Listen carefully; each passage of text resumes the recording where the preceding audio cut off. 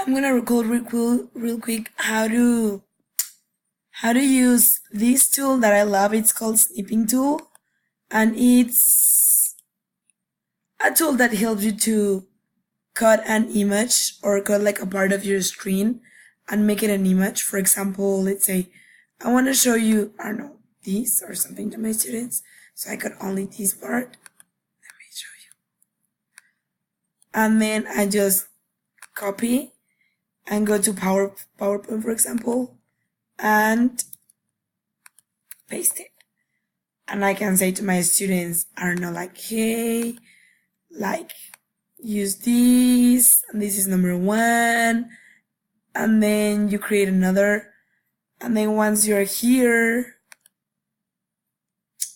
you can keep explaining. I really love this tool. It's called Snipping Tool. This is my tutorial for today.